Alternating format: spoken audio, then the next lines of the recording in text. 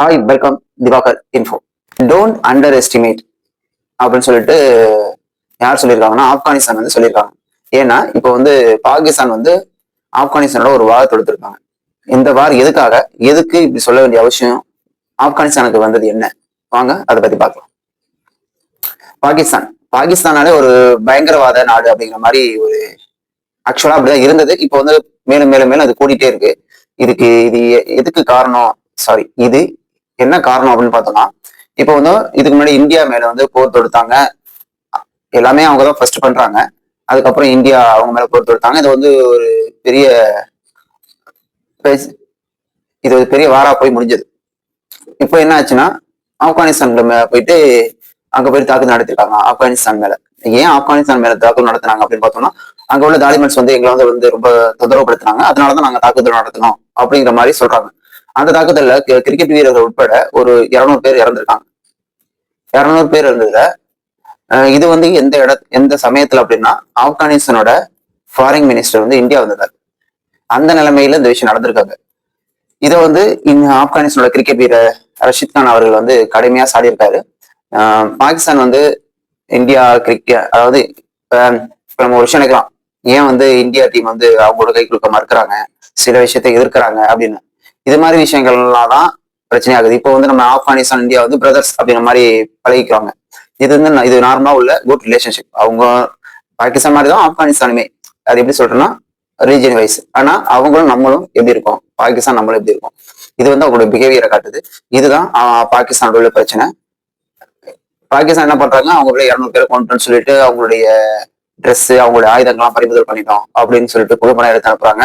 அவங்களுடைய கூடிய நிலைநாட்டுறாங்க அப்படிங்கிற விஷயத்த காட்டுறாங்க.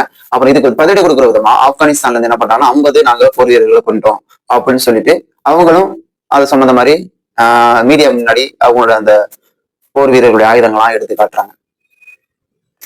இதுக்கு அவங்க சொல்ற காரணம் வந்து இது வந்து இவங்க தாலிபன்ஸ்க்கும் சரி அவங்க தாலிபன்ஸ்க்கும் சரி நடக்கிற இடையில பிரச்சனை இல்லை, மத்த அப்பாவி மக்கள் யாரும் இறக்காம இருந்தா நல்லது. இது வந்து கடந்த நாட்களாகவே இந்த பாகிஸ்தான் ஆப்கானிஸ்தான் இந்த வார் வந்து போயிட்டு இருக்கு. இப்போ இது வார் நடந்தாலே ஆக்சுவலா அங்க ஒருத்தர் இருப்பார், யாரும் தெரியுமில்ல, டொனால்ட் ட்ரம்ப் அவர்கள். இப்ப ஒரு 2 வாரங்களுக்கு முன்பாதான் அவர் வந்து நோபல் பரிசை வந்து பறிகொடுத்துட்டாரு. அதை வந்து நோபல் பரிசு போனதையும் விமர்சித்து பேசியிருந்தாரு. இப்ப என்ன சொல்லியிருக்காருன்னா, இந்த வாரையும் நான் ஸ்டாப் பண்றேன் அப்படிங்கிற மாதிரி வந்திருக்காரு. இன்னொரு விஷயம், ஆப்கானிஸ்தான் தரப்புல இருந்து என்ன சொல்றாங்கன்னா, இஸ்ரேல், ஈரான் இந்த வாருக்கு நடக்கிறதுக்கு கூட பாகிஸ்தானோட தாலிபான்ஸ் தான் அவங்கதான் காரணம் அப்படிங்கிற மாதிரி சொல்றாங்க. இதுக்கு அவங்கதான் காரணமா இருக்கு. அங்கதான் ட்ரெயின் பண்ணி இது மாதிரி விஷயங்கள்லாம் அனுப்புறாங்க. பாகிஸ்தான் தான் இதுக்கு முழுக்க காரணம், அங்கங்க வார் நடக்கிறதுக்கு காரணம் அவங்கதான் அப்படிங்கிற ஒரு குற்றச்சாட்டு வைக்கிறாங்க. அந்த குற்றச்சாட்டு நிரூபணம் ஆனதுன்னா இது பெரிய ஒரு விஷயமா மாறி பாகிஸ்தானை வந்து டோட்டலா கண்ட்ரோல் பண்றதுக்கே வாய்ப்பு உண்டு. அந்த நிலைமையில ஒரு குற்றச்சாட்டு வச்சிருக்காங்க ஆப்கானிஸ்தான். ஓகே, இப்ப Pakistan, Afghanistan, India, America, Russia இது மாதிரி நாடுகளுக்கு இடையே உள்ள பிரச்சனைகள்ல எந்தெந்த நாடு எந்த நாடு சப்போர்ட் பண்றாங்க அப்படிங்கிற ஒரு விஷயத்த நம்ம பொதுவாகவே பார்ப்போம்.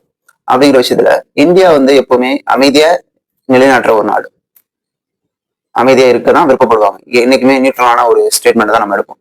யாருக்கும் பகையாவோ யாருக்கும் ஆதரவாகவோ எடுக்கிறது கிடையாது.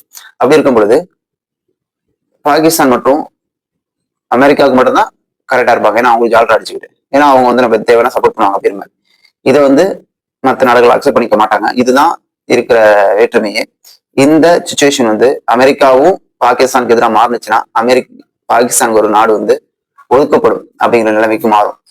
இது மாதிரி பாகிஸ்தானுடைய நடைமுறைகள் வந்து இதே போக்குல போயிட்டு இருந்ததுன்னா இது மாதிரி விஷயங்கள் நடக்க அதிக வாய்ப்பு இருக்கு.